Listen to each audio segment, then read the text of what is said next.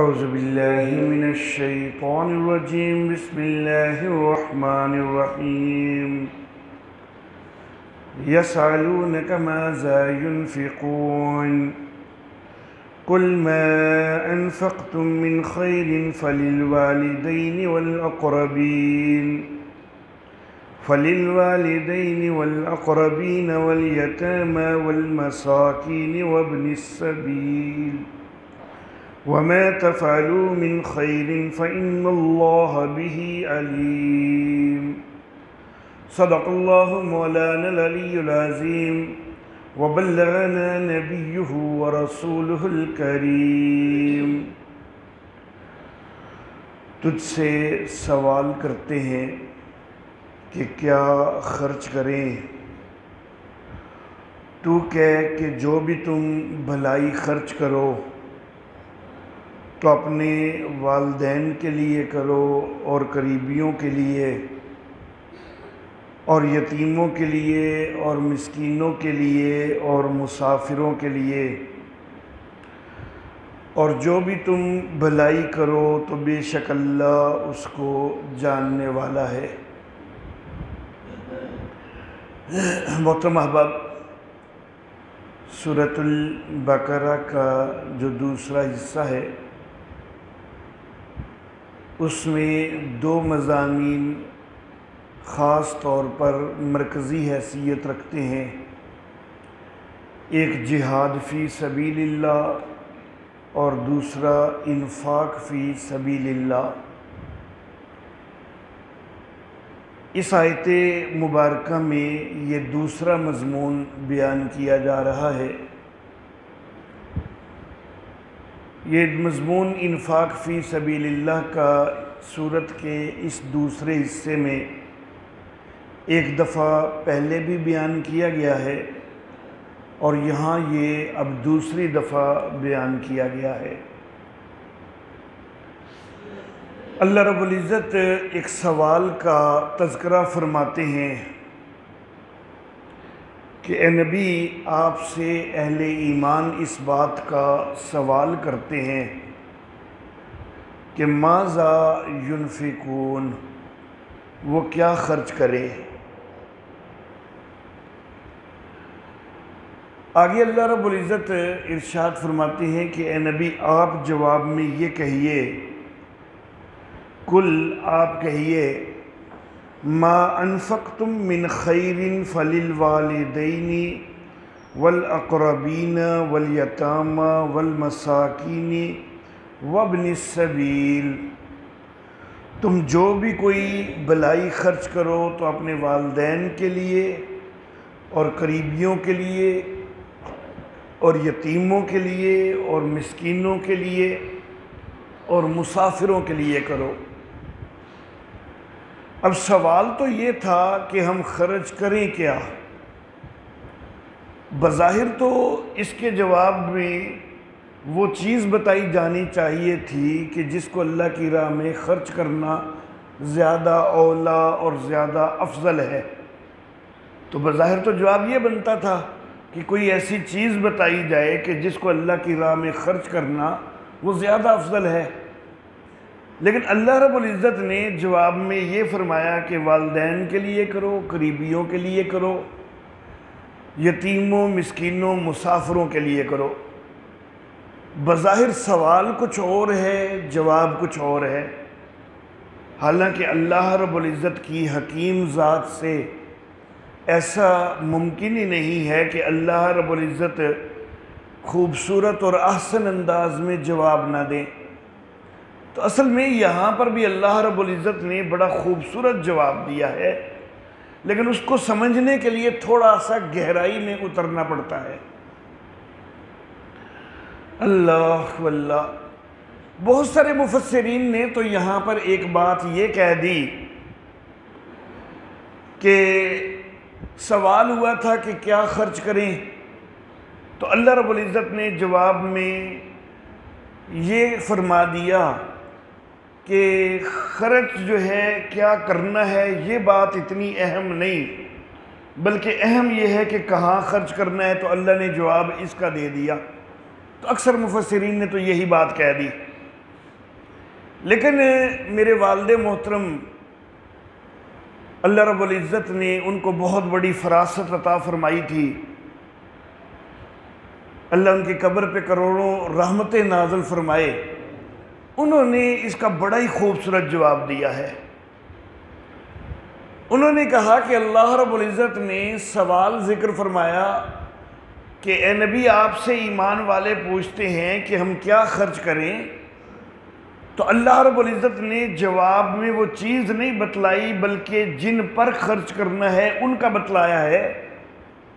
تو اصل میں اللہ رب العزت سمجھانا یہ چاہتے ہیں کہ دیکھو خرچ کرنا ہے تو والدین پہ کرنا ہے. جب والدین پہ کرنا ہے تو یہ دیکھو کہ والدین کی ضرورت کیا ہے، تو جو والدین کی ضرورت ہے وہ ان کے اوپر خرچ کرو. خرچ کرنا ہے قریبیوں پہ خرچ کرنا ہے تو پھر یہ دیکھو کہ قریبیوں کو ضرورت کس چیز کی ہے، تو جس چیز کی ان کو ضرورت ہے وہ قریبیوں پہ خرچ کرو. خرچ کرنا ہے یتیموں پہ خرچ کرنا ہے تو یہ دیکھو کہ یتیموں کو ضرورت کس چیز کی ہے، تو ان کے اوپر ان کی ضرورت کے مطابق خرچ کرو. خرچ کرنے مسکینوں کو خرچ کرنے تو ان کو ضرورت کیا ہے اس کے مطابق خرچ کرو. مسافروں پہ خرچ کرنے ان کی ضرورت کیا ہے اس کے مطابق خرچ کرو. تو اصل میں جواب آ گیا کہ کیا خرچ کرنا ہے. وہ جواب ہے کہ ہر ایک جس کے اوپر خرچ کرنا ہے اس کی ضرورت جس چیز سے پوری ہوتی ہے وہ چیز اس کے لیے خرچ کرو. اللہ اللہ. سب سے پہلے اللہ رب العزت نے والدین کا تذکرہ فرمایا ہے کہ والدین پر خرچ کرو. اللہ اللہ. عام طور پر انسان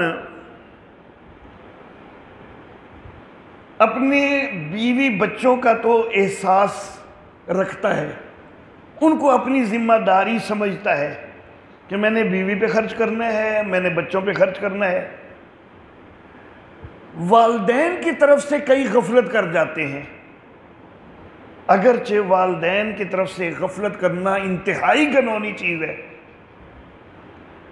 لیکن ان کے متعلق یہ سمجھ لیا جاتا ہے کہ انہوں کا گزارا ہوں ہے پیا، ان کے متعلق یہ سمجھ لیا جاتا ہے. حالانکہ وہ اپنی معاشی خدمات سے ہٹ بھی چکے ہوں، ان کا کوئی معیشت کا ذریعہ بھی نہ ہو، تو پھر بھی کئی جو ہیں وہ پرواہ نہیں کرتے کہ نہیں جی انہوں نے تو گزارا ہوں ہے پیا، حالانکہ ان کا بیچاروں کا گزارا کوئی نہیں ہو رہا. تو سب سے پہلے والدین کا اللہ نے اس لیے فرمایا کہ اولاد اور بیوی کے اوپر تو خرچ کرتے ہی کرتے ہو، والدین کا بھی خیال کیا کرو. لیکن یہاں پر یہ جو والدین پر خرچ ہے نا، یہ صدقہ نہیں ہے. والدین کو صدقہ نہیں دیا جا سکتا، بلکہ یہ تو سوال کرنا ہی انتہائی مکروہ ہے کہ جی کیا ہم اپنے والدین کو صدقہ دے سکتے ہیں؟ اللہ واللہ. انا للہ و انا الیہ راجعون. کیا وہ تیرے صدقوں جتنی رہ گئے؟ اب تیرے اوپر ان کا حق کوئی نہیں ہے؟ کیا وہ تیرے صدقوں کے لیے رہ گئے ہیں؟ کیا انہوں نے تیری پرورش وہ صدقوں کے ساتھ کی تھی؟ انہوں نے تیری اس پرورش کے اندر بڑی محنتیں کی ہیں، انہوں نے تیری پرورش کے اندر دن رات جو ہے ایک کیا ہے، اور تو آج پوچھ رہا ہے کہ ان کے اوپر صدقہ کیا جا سکتا ہے یا نہیں؟ تو میرے محترم احباب، والدین کے لیے صدقے کا تصور کرنا بھی باطل ہے. ہم احناف کے نزدیک اقارب میں سے والدین، اولاد، ان کے اوپر صدقہ نہیں ہو سکتا، اور خاوند بیوی کو صدقہ نہیں دے سکتا، بیوی خاوند کو صدقہ نہیں دے سکتی. ہمارا احناف کا یہ مسلک ہے. اس کے علاوہ جو اقارب ہیں ان کو صدقہ دیا جا سکتا ہے، حتیٰ کہ سگا بھائی بھی ہو نا تو اس کے حالات کمزور ہیں تو اس کو بھی صدقہ دیا جا سکتا ہے، لیکن والدین کو نہیں دیا جا سکتا، اولاد کو نہیں دیا جا سکتا، اور میاں بیوی ایک دوسرے کو صدقہ نہیں دے سکتے. لفظ تو میں نے عرض کیا والدین کا، لیکن مراد صرف والدین ہی نہیں ہے بلکہ اوپر تک ہیں. دادا دادی، نانا نانی وغیرہ جن کی بھی نسل میں سے ہم ہیں نا، ان کو صدقہ نہیں دے سکتے ہم. اور اولاد سے صرف بیٹا بیٹی مراد نہیں ہے بلکہ پوتا پوتی، نواسا نواسی، جو بھی ہماری نسل میں سے آگے ہیں نیچے تک، ان میں سے کسی کو بھی ہم صدقہ نہیں دے سکتے، اور میاں بیوی بھی ایک دوسرے کو صدقہ نہیں دے سکتے۔ تو یہاں پر جو والدین کے لیے ذکر کیا گیا ہے کہ جو خرچ کرنا ہے تو والدین پہ خرچ کرنا ہے، تو یہ والدین کا حق ہے، یہ کوئی صدقہ نہیں ہے، یہ ان کی قرابت کا حق ہے، ان کی محنتوں کا جو ہے وہ ایک چھوٹا سا شکریہ ہے۔ ان کی محنتوں کا پورا شکر تو ہم ادا کر ہی نہیں سکتے ہیں، جو والدین نے ہمارے اوپر احسانات کیے ہیں، اللہ ان احسانات کا ہم بدلہ تو چکا ہی نہیں سکتے ہیں، لیکن کسی حد تک ان کے بڑھاپے میں جتنی استطاعت ہم سے ہو، جتنا ہم ان کے لیے کر سکیں تو اتنا ضرور کریں۔ تو یسألونک ماذا ينفقون، تجھ سے سوال کرتے ہیں کہ کیا خرچ کریں، تو کہہ کہ جو بھی بھلائی خرچ کرو تو سب سے پہلے اس کے مستحق والدین ہیں، والدین کا سب سے پہلے احساس کرو، ان کے اوپر خرچ کرو، والاقربین، اور پھر قریبیوں پہ خرچ کرو، یتیموں پہ، مسکینوں پہ، مسافروں پہ۔ قریبی جو ہیں ان کے اوپر جو خرچ ہے وہ بعض اوقات قرابت کے حق کے ساتھ ہے اور بعض اوقات صدقہ بھی ہے۔ قرابت داروں کو ویسے بھی تحفے تحائف دینا یہ رحمت کائنات صلی اللہ علیہ وسلم کی سنت ہے، تو قرابت دار جو ہیں اگر وہ تنگ دست نہیں بھی تو پھر بھی ان کو کچھ نہ کچھ دینا تحائف کے طور پر تو یہ مناسب ہے، تو یہ بھی اس میں آ جاتا ہے۔ اور اگر کوئی قرابت داروں میں سے تنگ دست ہے تو اس کے اوپر صدقہ بھی لگ جاتا ہے، اس کو صدقہ بھی دیا جا سکتا ہے۔ اللہ اب اللہ رب العزت نے یہاں پر جو چیزیں ارشاد فرمائیں کہ خرچ کرنے والدین کے لیے، قریبیوں کے لیے، یتیموں کے لیے، مسکینوں کے لیے، مسافروں کے لیے، لیکن ایک چیز یہاں پر اور بھی سامنے آتی ہے۔ اس آیت مبارکہ سے پہلی آیات کے اندر جہاد کا تذکرہ ہے، اس آیت مبارکہ کے بعد جو آیات آ رہی ہیں ان میں بھی جہاد کا تذکرہ ہے، اور درمیان میں یہ انفاق کے متعلق آیت آئی ہے۔ تو اس سے ایک اور چیز یہ بھی پتہ چلتی ہے کہ والدین پہ بھی کرنا ہے، قریبیوں پہ بھی کرنا ہے، یتیموں مسکینوں وغیرہ پر بھی کرنا ہے، لیکن خاص طور پر جہاد کی راہ میں بھی خرچ کرنا ہے، کیونکہ جہاد کے لیے مجاہدین کو ضرورت ہوتی ہے، ان کا اسلحہ فراہم کرنا، ان کی غذا کا انتظام کرنا، تو مجاہدین کے اوپر خرچ کرنا جو ہے وہ بھی اس میں شامل ہے، کیونکہ اس آیت سے پہلے پیچھے جہاد کا ہی تذکرہ چل رہا ہے، تو اس لیے سیاق و سباق کے ساتھ وہ چیز بھی اس میں شامل ہو جائے گی۔ اللہ اور اللہ رب العزت فرماتے ہیں کہ وَمَا تَفْعَلُوا مِنْ خَيْرٍ، جو بھی تم بھلائی کرتے ہو فَإِنَّ اللَّهَ بِهِ عَلِيمٌ، تو اللہ اس کو جاننے والا ہے، اللہ اس کو جاننے والا ہے۔ اس سے مراد یہ ہے کہ اللہ کو تمہاری ہر نیکی کا علم ہے اور تمہاری کوئی نیکی ضائع نہیں ہوگی بلکہ اس کا اجر ملے گا۔ اللہ کو سب کچھ معلوم ہے اور اللہ رب العزت ہر چیز کا اجر عطا فرمائیں گے۔ اللہ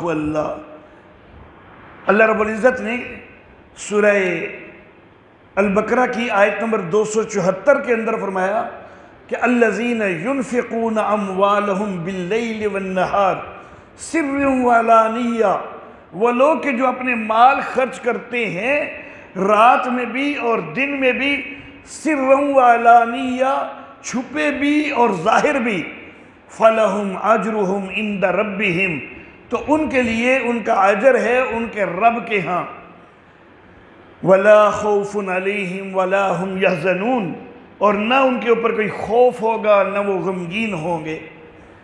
اللہ رب العزت نے چھپے خرچ کا بھی ذکر کیا اور ظاہر خرچ کا، اعلانیہ خرچ کا بھی ذکر کیا۔ بعض اوقات یہ ہوتا ہے کہ انسان کسی ایسے موقع پر خرچ کر رہا ہے کہ جہاں زیادہ سے زیادہ احباب کے خرچ کرنے کی ضرورت ہے، تو پھر اعلانیہ خرچ کرنا چاہیے تاکہ دوسروں کو بھی ترغیب ہو اور زیادہ لوگ جو ہیں وہ خرچ کریں۔ لیکن اگر کسی تنگ دست کی مدد کرنی ہے تو پھر اس کی مدد کرنے کے لیے اس کی جو ہے عزت نفس کا خیال کیا جائے اور لوگوں کے سامنے اس کو دینے کے بجائے پوشیدہ دیا جائے۔ اللہ اللہ۔ اور اللہ رب العزت سورہ حدید کی آیت نمبر 11 کے اندر ارشاد فرماتے ہیں کہ من ذا الذی یقرض اللہ قرضا حسنا، کون ہے کہ جو اللہ کو قرض دے گا اچھا قرض، فیضاعفہ لہ وَلَهُ أَجْرٌ کریم، اللہ اس کے لیے اس کو بڑھائے گا اور اس کے لیے اجر کریم ہے۔ اللہ اللہ۔ یہ آیت مبارکہ جس وقت نازل ہوئی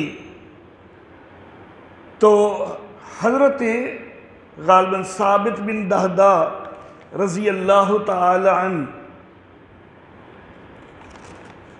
اللہ اللہ، حضرت ثابت بن دہدہ رضی اللہ تعالی عنہ جن کی کنیت بھی ابو دہدہ ہے، نبی اکرم صلی اللہ علیہ وسلم سے کہنے لگے کہ یہ اللہ فرما رہے ہیں کہ اللہ کو کون قرض دے گا، برا اللہ کو کیا ضرورت ہے قرض کی؟ تو نبی اکرم صلی اللہ علیہ وآلہ وسلم نے ارشاد فرمایا کہ اللہ یہ دیکھنا چاہتے ہیں کہ تم کیا جواب دیتے ہو۔ حضرت ثابت بن دہدہ کہنے لگے اچھا اگر اللہ یہ دیکھنا چاہتے ہیں تو آقا اپنا ہاتھ آگے بڑھائیے۔ تو نبی اکرم صلی اللہ علیہ وسلم نے ہاتھ بڑھایا تو نبی اکرم صلی اللہ علیہ وسلم کے ہاتھ پر ہاتھ رکھتے ہوئے کہنے لگے کہ پھر آپ گواہ رہیے کہ میرا وہ جو فصیل والا باغ ہے وہ میں نے سارا اللہ کی راہ میں دے دیا۔ اللہ اللہ۔ اور وہ کوئی چھوٹا موٹا باغ نہیں تھا، 700 کھجور کے درخت اس میں تھے، اور حتیٰ کہ خود اپنی رہائش تک بھی اس کے اندر تھی، خود اپنا گھر بھی اس باغ کے اندر تھا، اپنی رہائش بھی باغ کے اندر تھی۔ اور حضرت ثابت بن دہدہ کو اپنا یہ باغ اپنی ساری باقی جائیداد میں سے سب سے زیادہ عزیز تھا، تو یہ سارا اللہ کی راہ میں وقف کر دیا۔ اب جب اللہ کی راہ میں وقف کر دیا نا تو اس باغ کے اندر ایک قدم بھی رکھنا پھر گوارا نہیں کیا۔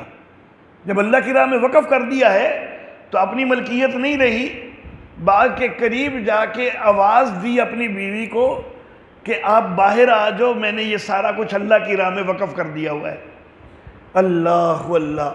اور بیوی جو ہے وہ بھی صحابیہ ہے، تو وہ کہنے لگی کہ آپ نے کوئی گھاٹے کا سودا نہیں کیا، اللہ کی راہ میں وقف کیا ہے تو بڑا اچھا کام کیا ہے۔ اللہ اللہ۔ تو صحابہ کرام رضوان اللہ علیہم اجمعین اللہ کی راہ میں خرچ کرنے کا زیادہ سے زیادہ ذوق رکھتے تھے۔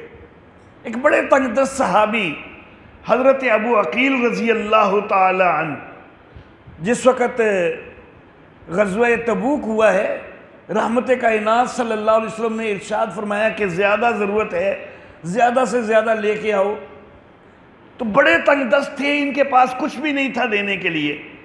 ساری رات مزدوری کی اور ساری رات مزدوری کر کے کچھ کھجوریں حاصل ہوئی، غالباً 1 سا کھجوروں کا حاصل ہوا، جو کہ تقریباً 3 کلو سے تھوڑا زیادہ بنتا ہے، 4 کلو سے کم ہے۔ تو صرف 1 سا کھجوریں ساری رات مزدوری کر کے حاصل ہوئی۔ اب گھر میں بیوی بچے بھی بھوکے ہیں، آدھا سا بیوی بچوں کے کھانے کے لیے رکھ دیا اور آدھا سا لا کے نبی اکرم صلی اللہ علیہ وسلم کی خدمت میں پیش کر دیا۔ اللہ اللہ۔ اور رحمت کائنات صلی اللہ علیہ وسلم نے پھر اس کی اتنی قدر کی کہ نبی اکرم صلی اللہ علیہ وسلم کے سامنے اس وقت تک سامان کا ایک ڈھیر لگ چکا ہوا تھا۔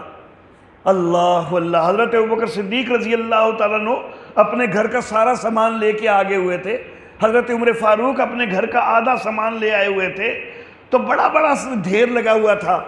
لیکن حضرت ابو عقیل رضی اللہ تعالیٰ عنہ کی جو 2 کلو سے بھی کم کھجوریں تھیں، نبی اکرم صلی اللہ علیہ وسلم نے ان کی اتنی قدر کی کہ ان پورے ڈھیر کے اوپر نبی صلی اللہ علیہ وسلم نے یہ نہیں کیا کہ سائڈ پہ ایک جگہ پہ رکھ دیں، بلکہ پھیلا کے اس کے اوپر جو ہے نبی اکرم صلی اللہ علیہ وسلم نے ڈالی، تاکہ لوگوں کو احساس ہو جائے کہ ابو عقیل کے خلوص کی قدر جو ہے وہ اللہ کے ہاں بہت زیادہ ہے، اور یہ سارے اس ڈھیر کے اوپر غالب آ چکی ہے۔ اللہ اللہ۔ حضرت عبد الرحمن ابن عوف رضی اللہ تعالی عنہ تبوک کے موقع پر درہم اور دیناروں کی تھیلیاں بھر کے لے آئے۔ نبی اکرم صلی اللہ علیہ وسلم نے سوال کیا، عبد الرحمن کیا گنا ہے کہ کتنا لے کے آئے ہو؟ کہنے لگے اللہ کی راہ میں دینا تھا تو گنتے ہوئے شرم آتی ہے۔ اللہ اللہ، بغیر گنتی کے جتنے مجھ سے اٹھائے جا سکیں درہم اور دینار لے کے آ گیا ہوں۔ سیدنا عثمان ذی النورین رضی اللہ تعالی عنہ، اللہ اللہ، 1000 اونٹ ما ساز و سامان کے، 100 گھوڑے ما ساز و سامان کے، اور دینار جو کہ سونے کے تھے تو ان کی مقدار تقریباً 5.5 کلو سونا بنتی ہے، اور درہم جو چاندی کے ہیں ان کی مقدار تقریباً 29 کلو چاندی بنتی ہے۔ یہ سارا کچھ لا کے نبی اکرم صلی اللہ علیہ وسلم کے قدموں میں ڈھیر کر دیا۔ اللہ اللہ۔ اور جس وقت یہ درہم و دینار نبی اکرم صلی اللہ علیہ وسلم کے پاس آئے، نبی اکرم صلی اللہ علیہ وسلم انتہائی خوش ہوئے سیدنا عثمان ذی النورین رضی اللہ تعالیٰ عنہ پر۔ نبی اکرم صلی اللہ علیہ وسلم وہ درہم اور دینار ہاتھوں پر یوں یوں کر اچھال رہے تھے، اور اچھال کے ساتھ دعا کر رہے تھے کہ اللہم عثمان رضیت عنہ فرض عن، یا اللہ عثمان سے میں بھی راضی ہو گیا، تو بھی راضی ہو جا۔ اللہ اللہ۔ اور پھر میرے آقا محمد عربی صلی اللہ علیہ وآلہ وسلم کی زبان مبارک سے ایک اور جملہ نکلا، اللہ اللہ، فرمایا کہ ما ضر بعثمان ما عمل بعد ھذا اليوم، عثمان آج کے بعد جو کچھ مرضی کر لے اس کے اوپر کوئی پکڑ ہی کوئی نہیں ہے، اس کے اوپر مواخذہ ہی کوئی نہیں ہونا، اس کو کوئی نقصان نہیں ہوگا۔ اللہ اللہ، کھلی چھٹی نہیں دے رہے، بلکہ میرے آقا کو معلوم تھا کہ عثمان غلط کرنے والا ہے ہی نہیں۔ اللہ اللہ۔ جس وقت اتنی بڑی خوشخبری سنی نا حضرت عثمان غنی نے کہ نبی اکرم صلی اللہ علیہ وسلم فرما رہے ہیں کہ آج کے بعد عثمان جو کچھ مرضی کر لے اس کے اوپر مواخذہ ہی کوئی نہیں ہے، تو حضرت عثمان کہنے لگے آقا جو کچھ پہلے میں دے چکا نا وہ تو میں دے ہی چکا، لیکن اس کے علاوہ مزید یہ کہتا ہوں کہ یہ جو سارا لشکر تیار ہو رہا ہے اس کے 1/3 کا سارا انتظام میں کروں گا۔ اور وہ لشکر 30,000 افراد پر مشتمل تھا، جن میں سے 10,000 افراد کا سارا خرچ حضرت عثمان غنی رضی اللہ تعالیٰ عنہ نے اپنے ذمے لے لیا کہ 10,000 بندوں کا ہر چیز کا خرچ میں برداشت کروں گا۔ 50 دن کا سفر ہوا، اور علماء نے لکھا ہے کہ 10,000 اپنے ذمے لیے تھے نا، تو پھر ان 10,000 میں سے کسی کے جوتے کا تسمہ تک بھی کسی اور کو نہیں لینے دیا۔ کہا کہ جب میں نے ذمہ لیا ہے تو ان کے اوپر 1 پائی بھی کوئی اور خرچ نہیں کرے گا، ان سب کا میں ہی انتظام کروں گا۔ اللہ اللہ۔ سید عائشہ صدیقہ رضی اللہ تعالی عنہا، اللہ اللہ، حضرت امیر معاویہ رضی اللہ تعالیٰ عنہ نے تحفے کے طور پر 1,00,000 درہم بھیجے۔ حضرت امیر معاویہ نے 1,00,000 درہم بھیجے حضرت عائشہ صدیقہ رضی اللہ تعالی عنہا کی خدمت میں تحفے کے طور پر، اور حضرت صدیقہ کائنات عائشہ صدیقہ رضی اللہ تعالی عنہا جو ہی وہ درہم آئے ہیں تنگ دستوں کو بلا کے خرچ کرنا شروع کر دیا، تقسیم کرنے شروع کر دیے۔ شام ہونے تک 1 درہم بھی باقی نہیں رہا، پورے کے پورے 1,00,000 درہم جو ہیں وہ سارے کے سارے اللہ کی راہ میں خرچ کر دیے۔ جس وقت سارے خرچ ہو گئے نا، شام سے تھوڑی دیر پہلے کا وقت ہے، درہم سارے خرچ ہو چکے، تو لونڈی کہنے لگی، خادمہ کہنے لگی کہ روزہ بھی رکھا ہوا ہے اور گھر میں افطاری کے لیے بھی کچھ نہیں، اور یہ سارا آپ کی ملکیت میں تھے، تو کوئی 1 آدھ درہم افطاری کے لیے تو رکھ لیتی کہ اس سے کوئی افطاری کا سامان لے لیتے۔ تو حضرت عائشہ کہنے لگی کہ پھر پہلے یاد کروا دیتی نا تو میں رکھ لیتی، اب تو میں خرچ کر چکی ہوں سارا اللہ کی راہ میں۔ اللہ اللہ، یہ صحابیات کا بھی جذبہ تھا، صحابہ کرام کا بھی جذبہ۔ حضرت ام سلمہ رضی اللہ، حضرت سودہ رضی اللہ تعالی عنہ، ان کی طرف حضرت عمر فاروق رضی اللہ تعالیٰ عنہ نے درہموں کی تھیلی بھیجی، تو تھیلی کو دیکھ کے کہنے لگی یہ کیا ہے؟ بتلایا کسی نے کہ یہ درہم ہے، کہنے لگی درہم میرے پاس اس طرح آ رہے ہیں کہ جس طرح کھجوریں تھیلیوں میں آتی ہیں۔ اسی وقت جو ہے وہ سارے کے سارے درہم جو ہے وہ اللہ کی راہ میں تقسیم کر دیے۔ تو اللہ کی راہ میں خرچ کرنے کا جذبہ صحابہ کرام میں، صحابیات میں بہت زیادہ تھا۔ اللہ رب العزت ہمیں ان کے نقش قدم پر چلنے کی توفیق عطا فرمائے۔ وآخر دعوانا ان الحمدللہ رب العالمین۔